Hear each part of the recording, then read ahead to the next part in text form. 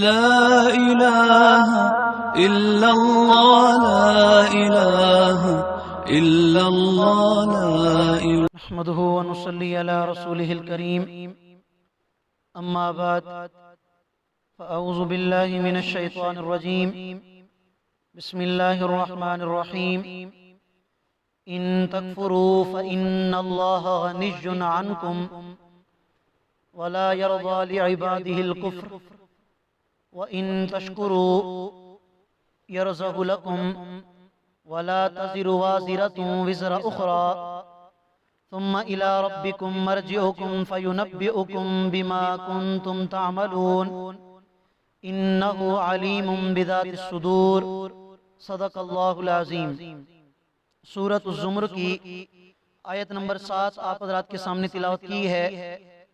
آیت کریمہ کا ترجمہ یہ ہے، اللہ رب العالمین ارشاد فرما رہے ہیں، اے میرے بندو، اگر تم کفر اختیار کرو، ناشکری کرو، تو یقیناً اللہ رب العالمین تم سب سے بے نیاز ہیں.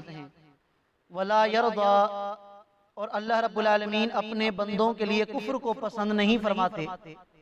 وَإِن تَشْكُرُوا، اور اگر تم اللہ کی نعمتوں پر اللہ کا شکر ادا کرو، یرزق لکم، تو اللہ تعالیٰ اس بات کو تمہارے لیے پسند فرماتے ہیں. وَلَا تَزِرُ وَازِرَةٌ وِزْرَ أُخْرَى، اور کوئی بوجھ اٹھانے والا کل کو قیامت کے دن کسی کا بوجھ نہیں اٹھائے گا. پھر تم سب نے اللہ کی طرف لوٹ کے جانا ہے، تو اللہ تعالیٰ تمہیں بتائیں گے ان اعمال کے بارے میں جو تم دنیا میں کیا کرتے تھے. اِنَّهُ عَلِيمٌ بِذَاتِ الصُّدُورِ، بے شک اللہ تعالیٰ تو ان رازوں کو بھی جانتے ہیں تم اپنے سینوں میں چھپا کے رکھتے ہو. اس سے ماقبل آیات کریمہ میں اللہ رب العالمین نے انسان کی تخلیق کا ذکر فرمایا. اس کے علاوہ زمین و آسمان کی پیدائش، چوپاؤں کی پیدائش کا ذکر فرما کر اس بات کی طرف توجہ دلائی ہے تمام انسانوں کی کہ اس کائنات میں سب سے بڑے بادشاہ اللہ تعالیٰ کی ذات ہیں، اور اللہ تعالیٰ کی ذات ایسی ذات ہے کہ ان کے سوا عبادت کے لائق کوئی بھی نہیں ہے.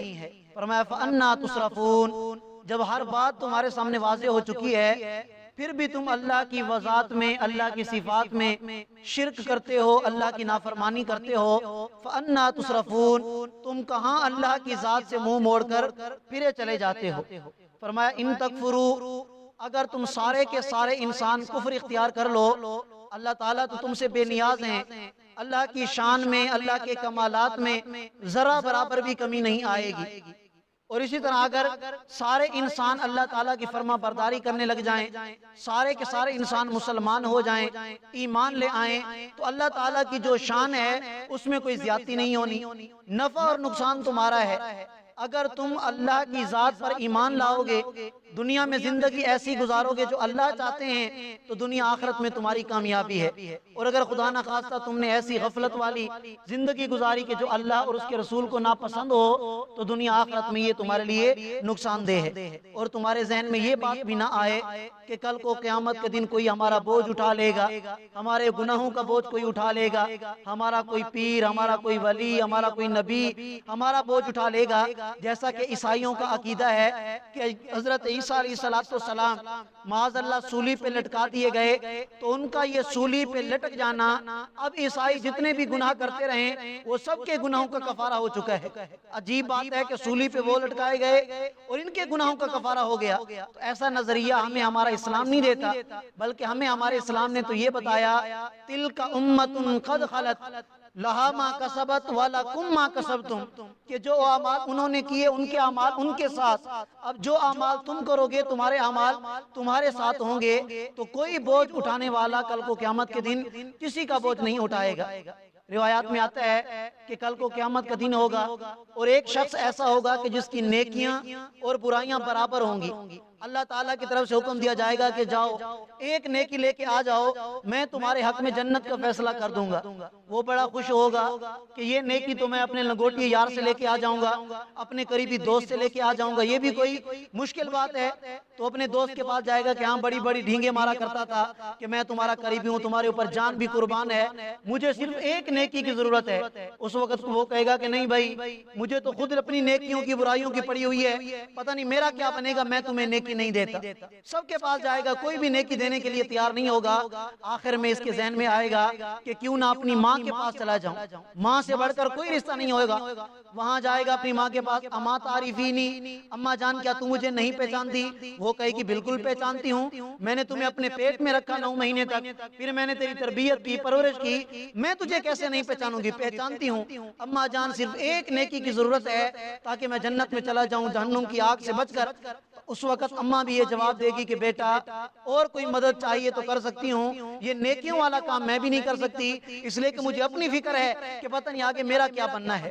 اللہ تعالیٰ قرآن مجید میں ارشاد فرماتے ہیں یوم یفر المرء من اخیہ و امہ و ابیہ و صاحبتہ و بنیہ، کہ کل کو قیامت کے دن بھائی بھائی سے بھاگے گا، بیوی اپنے خاوند سے بھاگے گی، خاوند اپنی بیوی سے، اولاد اپنے والدین سے، والدین اپنی اولاد سے، کوئی بھی ایک نیکی دینے کے لیے تیار نہیں ہوگا چاہے جائے کہ کوئی کسی کے گناہوں کا بوجھ اٹھائے۔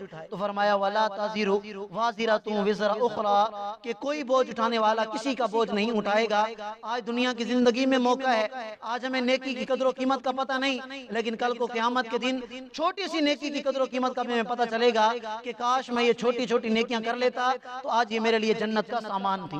تو آگے ارشاد فرمایا ثم الی ربکم مرجعکم، تم سب نے اپنے رب کی طرف لوٹ کے جانا ہے، فینبئکم بما کنتم تعملون، دنیا میں جو تم اعمال کرتے تھے اللہ تمہیں بتائیں گے کہ یہ اعمال بھی کیا، یہ بھی کیا، یہ بھی کیا، ایک ایک عمل کو تمہارے سامنے رکھ دیا جائے گا۔ انہ علیم بذات الصدور، اس لیے کہ اللہ کی ذات ایسی ذات ہے جو ایسے رازوں کو بھی جانتی ہے جو تم نے سینوں میں چھپا رکھے ہیں، چاہے جائے کہ وہ تمہارے اعمال جو تم بھری محفل میں اللہ کی نافرمانی کرتے ہو، سر عام اللہ کی نافرمانی میں مبتلا ہوتے ہو، یہ تو اللہ جانتے ہی ہیں، تم نے جو سینوں میں اللہ کی نافرمانی اپنی نیتوں کے اعتبار سے چھپا کے رکھی ہے اللہ تعالیٰ اس کو بھی جانتے ہیں، اس لیے کہ اللہ تعالیٰ علیم بذات الصدور ہیں، سینوں کے راز کو بھی جاننے والے ہیں۔ اللہ تعالیٰ ہم سب مسلمانوں کو سمجھنے اور عمل کرنے کی توفیق عطا فرمائے۔ جزاکم اللہ۔